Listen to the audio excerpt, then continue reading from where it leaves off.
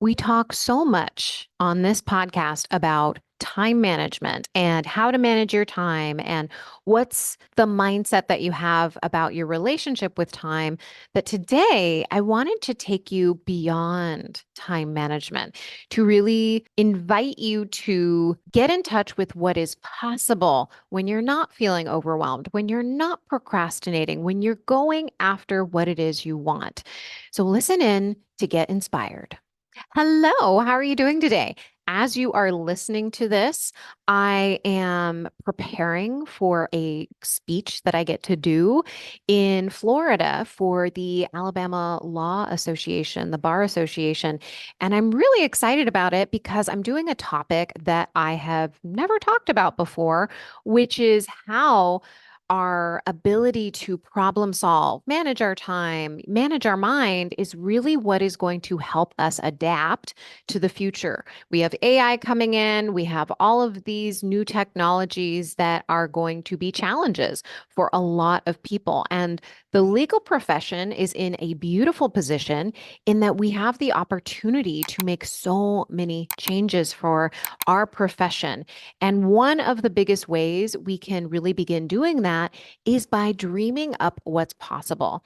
So this episode is really my take on inspiring you to get out of the overwhelm, to stop procrastinating, to begin to learn the tools that I talk about so often on this podcast that I share with you in the Busy Lawyer's Guide, that I bring on clients who have worked with me and worked on these things and showing you what's possible. And I want you to see what's possible with this episode too, because so often we spend so much time beating ourselves up for not doing the things we think we should be doing. And we spend so much time telling ourselves we should be better and that we know what to do. So why aren't we doing those things? That we don't really pause and just think about what the possibility is for us to create with our lives and how we can enjoy our lives. In fact, I was talking to one of my clients before I started recording this, and we were going through her plan for this year. And last year I did Your Best Year Yet, which was a program that I offered.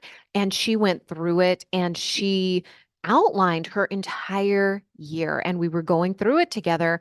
And it was so clear how much progress she had made just because she had written down what it is she wanted. In fact, she did better than what she wanted. And there's a concept around asking for what you want or better. So we write down, we desire something and we say, I want this or better. So anytime you think about what it is you want and you get really clear about what it is you want, you ask for, I want this or better. And that's what I've been doing when I've been thinking about the homes that I want to live in, the circumstances I want to live in when I move to Sedona. And those are things that you can do right now when it comes to how you think about your life. It can be really easy to tell ourselves that things can't be different because this is just the way they always are, that's the way they always have been, and you haven't been able to change. What I want you to know is that when you learn the skills you need to learn, you'll do it in your own time. When you're fed up with the life that you have, that's what it took for me to decide that I was done, that I needed to learn the skills. So when you're ready, you'll learn the skills. It's just, it usually takes us when we are fed up with our life and we don't want what we currently have for us to learn those skills. But I want to talk to you today about what's beyond all of that. Like when you do learn the skills, because I know you will, then what is it that you want? And thinking about what we want is also inspiration for us to learn the skills. That's what it was for me. So when I discovered that I wanted to build a business, I didn't know how to build a business. In fact, I didn't even know how to make the time to build the business. So I needed to learn skills. And I was so determined to build my business that it didn't matter what was in my way, I was gonna figure it out. And that's where you need to be in order to make change in your life. I just see it so often.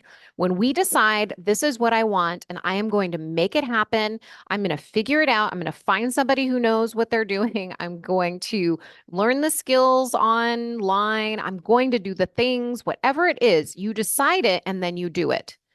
And when I decided I wanted to build a business on top of my career as a criminal prosecutor, that's exactly what I did. I found out, oh, wow, I am exhausted at the end of the day and I don't want to do any work, but I want to create this business. So, how do I figure this out? And that's what inspired me to take different actions, to begin experimenting with my time and how I managed it and how I managed my energy. It took me doing things completely differently. But the only reason I could do those things is because I had a focus, I had a desire, and I knew I was going to stop at nothing to make it happen. And I want to stoke the fire in you. I want you to see possibility for yourself and stoke that fire so that you're fueling it. Because if you have a desire, you're meant to have it. That desire that you have was given to you for a purpose. I believe nothing is given to us in life without a purpose. We may not understand it in that moment, but we are meant to use whatever we are given to us, and we are supposed to use it to help us evolve, to grow into the version of ourselves that is our biggest, our best, our highest version of ourselves. And I've looked at that ever since my breast cancer diagnosis at 29. Like I knew, not in the moment, right? In the moment, I was like, why me? I didn't have the skills to have anything but self-pity in that moment. But then I recognized shortly after that, this is the biggest gift I've ever been given. This is something I needed to have in my life to really help me understand that my life was not meant to be living on a hamster wheel. It was meant to start reconnecting with myself and what my desires were. And when I started doing that, that's when I was able to get that peek into what it is I wanted. And it turned out it was a business.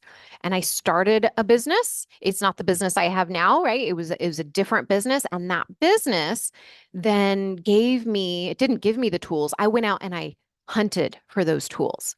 I was a devout student to create what it is I wanted. And I went to conferences. I met people. I paid for trainings. I got advice. Like I sought out what I needed to make that business a reality for me. Now, the tools that I learned, it was so fascinating. Yes, that business was not something that I was meant to have long term, but I was meant to have it to help me give me the tools to make my life easier when I started my coaching business. Now I use all of the tools that I learned in my coaching business, but it would never have happened unless I had a fire burning to create a business. And so I want to ask you this question. What do you want? And don't let your brain say, I don't know, because our brain's default is to say, I don't know. I want you to ask yourself, well, what do I want?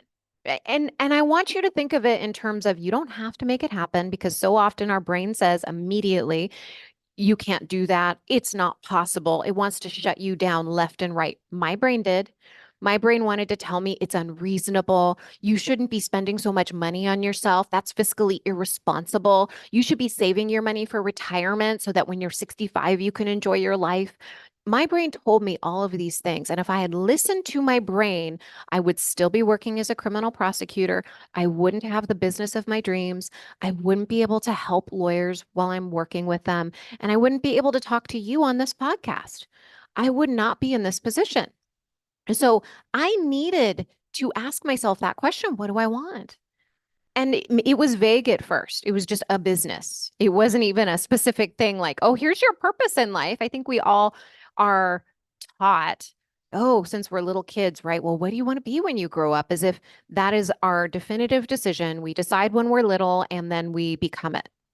Well, a lot of people who made that decision as a kid, they become that as an adult, and then their desires change because now they have that, right? You might have the success, you might have the accolades, you might have the respect of your peers, and yet you still want more. And part of you might feel guilty for wanting more. Part of you might be telling yourself, I shouldn't want more. Or I really should be devoting myself to my family and I shouldn't be so selfish and think about what it is I want. Or I should be devoting myself just to one job and I shouldn't be thinking about anything else. I don't believe that's true at all. I think we are multi-passionate people. I think that we all have desires, and those desires are our avenues for change, our avenues for living bigger into our lives, for enjoying our life more, for feeling more fulfilled. And I know that is 100% true when I see my clients, like the one I was talking to today. She designed her year to say, look, these are the things I want. I want to take morning walks with my dog. I want to spend more time with my husband. I want to leave my house at a certain time. I want to leave the office at a certain time. And all of those things, it wasn't just that they came true. She got that, and it was even better than she had imagined. But she could not have made that happen until she intentionally directed her mind to ask herself, what is it I want? What kind of life do I want to lead? Who do I want to be? Do I want to feel more connected with my husband? Yes. How do I make that happen? What would I like to do with him? I would like to be able to spend more time quietly to myself versus feeling go, go, go once I hear my alarm. And when she made those conscious decisions, she was able to write it down. She was able to then focus her brain on those things and she made it happen. And you can do this too. Writing it down, writing down what you want is a powerful tool. And I want to offer to you if you're not driving, if you're not in the middle of something, to just pause and pull out a piece of paper and ask yourself or write down this question, what do I want? And you can start with something simple like, what do I want my mornings to look like? What do I want my mornings to feel like? What do I want to do in the morning? Do I want more time to myself? Do I want to be able to enjoy my cup of coffee without thinking about work? And then you just start hypothesizing about how can I make that happen? What are my best guesses about what would feel good? Right. And this hypothesis that I'm talking to you about, this is nothing new. This is something we were taught in science class only. Nobody ever talked to us about this in any other context, but in science class, where we can be the objective observers of what's happening in an experiment and do it without any judgment to ourselves. So you can look at an experiment, let's take chemistry, and you have a hypothesis about what's going to happen between two chemicals that come together. And when you take that hypothesis, I'm not a chemist, so if you know chemistry, then, forgive me for maybe not having this perfect. But, if you are making a hypothesis about how these two chemicals are going to react, you conduct the experiment, you put the two chemicals together, and you observe what's happening. Well, that didn't happen the way I expected it to. That's really interesting. And then you make an evaluation. You say, okay, well, I didn't see the reaction that I wanted. And so I am going to hypothesize that this next thing that I'm going to do is actually going to help me get the reaction that I want. And then you start again and you start from here's the hypothesis, and then here's the observation, and then here's the evaluation. That is such an easy way to begin playing with changing your life. And the more you play, the more you do this, the more confidence you're going to build in yourself. Just start with something really small. Start with something that is easy, even. Don't start with something that is like this huge block to you. Start with something that you really want, right? Something that you're like, yeah, that would be really fun. Like if I could just have a lunch hour where I went on a walk, and I got something to eat and I sat down and just for 30 minutes, I just sat and I ate quietly. I didn't do any work. Maybe that's something that sounds fun to you. Or maybe it's, at the end of the day, instead of just plopping down on the couch, I want to go for a short walk and just see if that re-energizes me. Let me just see what happens. But that requires you to ask yourself what it is you want. And so let me step you into, I want to walk you into possibility for yourself.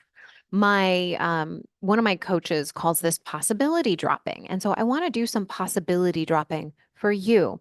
And what possibility dropping is allowing your brain to just begin dreaming, not holding yourself to anything, not forcing anything here. We just want to open up the brain to possibilities that these are things that could happen in your life. Once you have your time managed, once you no longer feel overwhelmed, once you've decided you want to create what it is you want to create, right? Like, and you've taken those steps. This is the fire that I want to stoke in you if you are currently struggling with overwhelm and feeling like you have a lot of anxiety around work.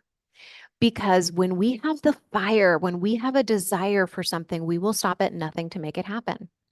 So let me just talk about some of the things that are possible when you decide to change things for yourself, right? To really decide to take control of your practice, to create peace in your practice. You can decide, right? This is again possibility dropping, right? You don't have to make any commitments here. You can decide you want to grow your practice. Right? It's amazing because if you want to grow your practice, it can feel impossible when you don't have your time under control because you're so busy doing client work, you cannot think about how you can grow your practice easily. The only avenue that we have is that we have to work harder. And when I work with my clients, it is retraining them to think differently about time and energy. It's a total retraining of the brain. And so it is not second nature for us to begin to manage our time. And the only reason it's not is because we have not been given the skills to do it. We've been kind of drilled into this framework of here's what you do, and you've got to work hard, and this is what creates money, and money creates safety.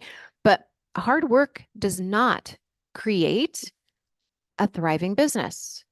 It does not create ease in your practice. Hard work is not what creates money. It doesn't. And I learned that the hard way.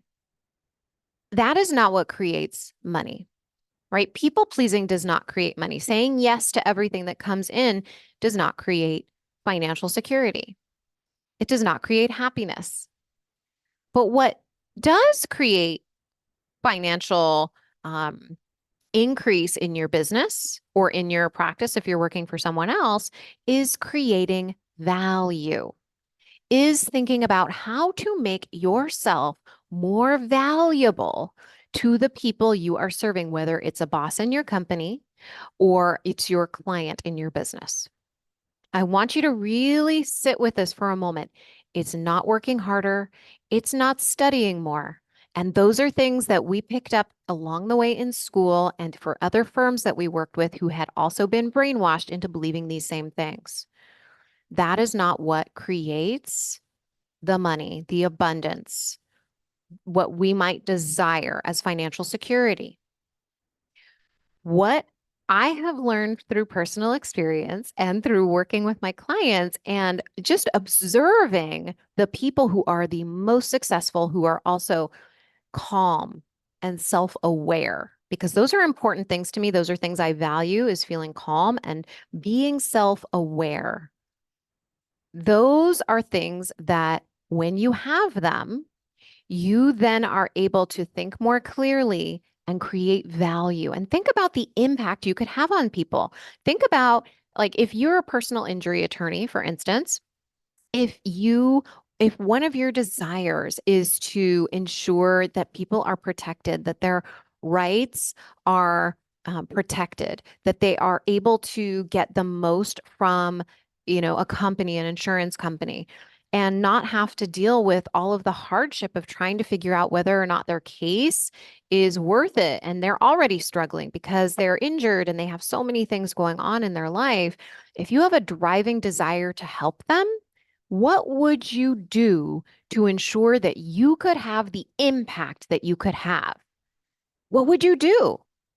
Knowing that you cannot go at the pace you're going, overwhelmed, stressed out, and help more people. You simply cannot do it. You cannot have the impact you want to have on the world when you are feeling overwhelmed and stressed out. You've got to be in a place where you can sit and think clearly and be able to really problem solve for the people you want to serve and not do it at your own expense. We are not meant to be serving people at our expense. That's not how the universe works. We are meant to be generous, yes, but we are also meant to receive. We are also meant to feel abundant. And it's that balance that makes life so amazing. We can have both, but you've got to want it. You've got to desire it. You've got to burn that fire. You've got to stoke that fire. And then what is it going to take for you to create that life, that version of you? What do you need to do? What is it? And you can answer this question right now. You probably have an idea. Just write it down. So now let's think about another possibility drop. Okay, let's just talk about this. One might be the confidence to do really big things in your life. Maybe those big things look like starting a podcast, right? Being more visible.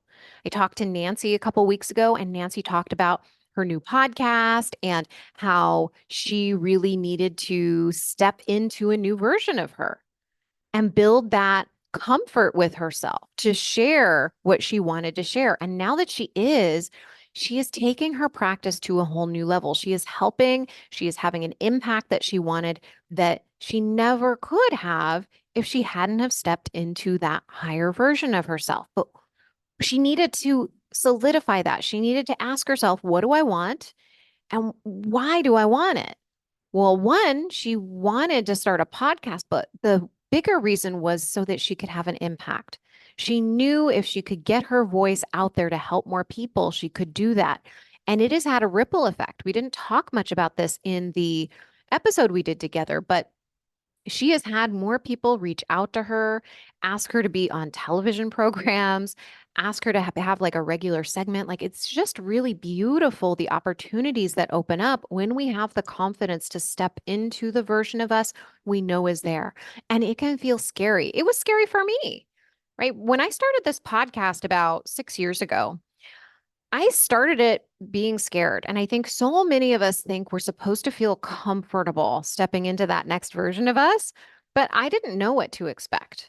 I didn't know even if I had enough words to share with people, right? I didn't know if I had enough ideas that people would want to listen to.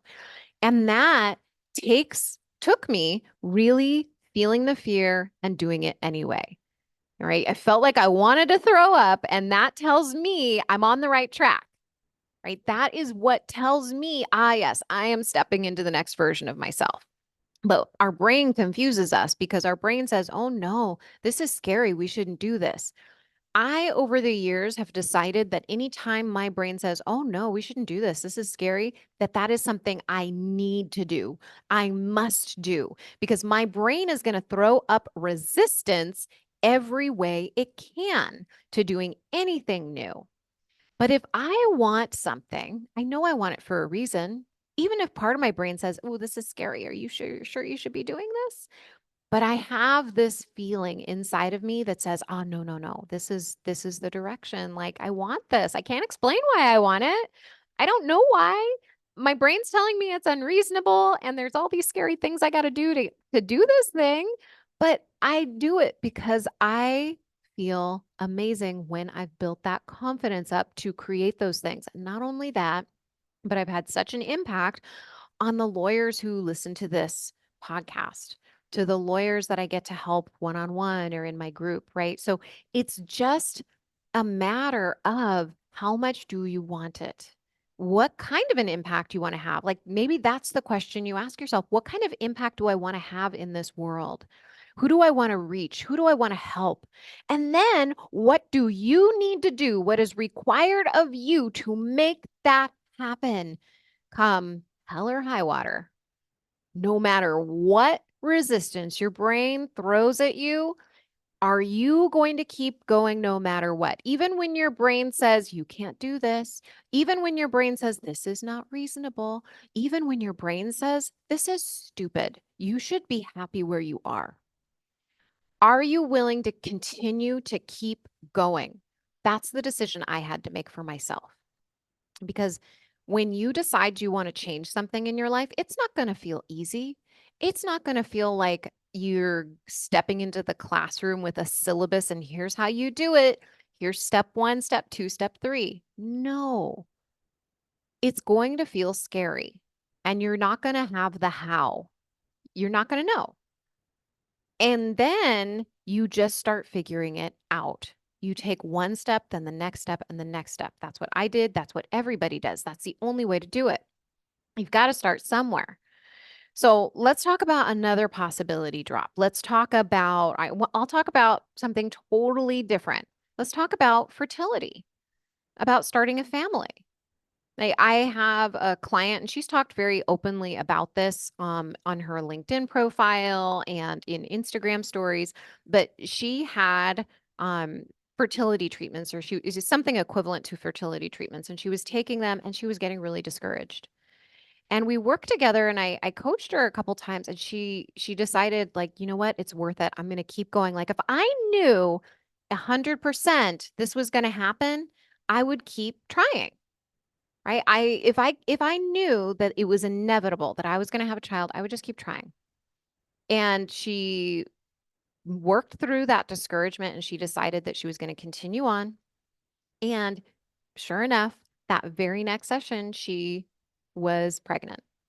And I just want to share with you that this applies to everything, whether you run a business, whether you work for somebody and you want partnership and you haven't made partnership yet, whether you haven't gotten that raise that you want to get, anything you want in life, it applies to this. You will feel discouraged, but do you want to let the discouragement stop you? Do you want it to prevent you from having what it is you want? That's one thing I want to share with you. The second thing I want to share with you is ask yourself this question. If you knew the result you wanted to create, the impact, the family, the financial result, whatever it is that you want, if you knew it was going to happen, it was inevitable, would you keep going? Would you keep trying something new? Would you keep hypothesizing and then observing and then evaluating? Would you keep doing it? That is what is required to keep stoking the fires, even when the brain is discouraging you, even when it's telling you it's not possible, or this is so hard, or I can't figure this out. We've got to keep going. And that means us keeping going even when things feel hard and things feel scary. And then we just have to decide, what is it that's between me and what I want? What is it that's between me and having the life I'm dreaming of right now that's calling to me? For me, that was time management. It was me managing my emotions because I felt stressed, overwhelmed, anxious. I felt tense. I felt pressure. I felt behind. I felt all of these things and I didn't know what to do about it. I didn't know any of it. Like nobody taught me a way that worked for me. Nothing was working. And I had to decide, look, I'm going to keep trying new things. I'm going to try different things. And yeah, it took me spending money. It took me investing in myself. And that was scary because I hadn't spent that kind of money since law school. And my brain kept telling me, this is so unreasonable. You've got all these law student loans. Like, why are you doing this? Shouldn't this money be going to the student loan? I mean, isn't that the responsible thing to do? I mean, my brain just kept pestering me about these things. But I'm so glad that I didn't listen to it.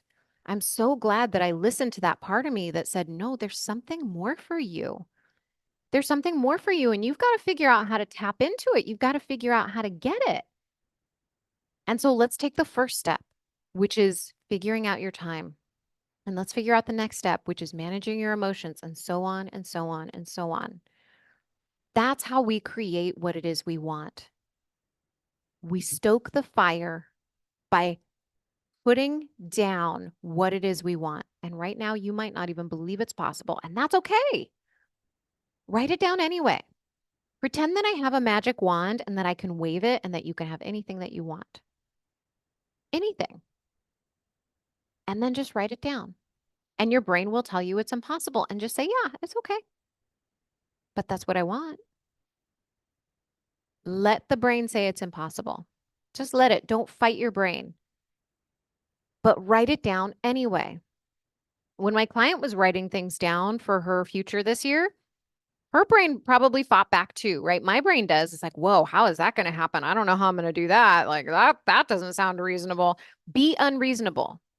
Be unreasonable and do what it is you want to do. Write down what it is you want to do. I want to encourage you to be unreasonable with your desires. Because if I had stayed reasonable with my desires, I would still be working in the same job and I wouldn't be able to live into my purpose, which I fully feel right now my purpose is to help lawyers learn how to manage their mind, their time, so that they can tap into the desires that are truly there for them and help them grow into the person they want to grow into. And I wouldn't have been able to do any of that if I had stayed reasonable in my desires. So I want to leave you with this, okay?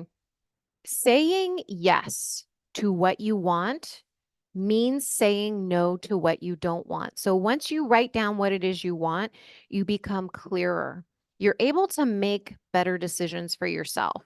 You can take what it is you want, you can put it on a post-it, you can put it on, your desk, whatever you want to do, write it down.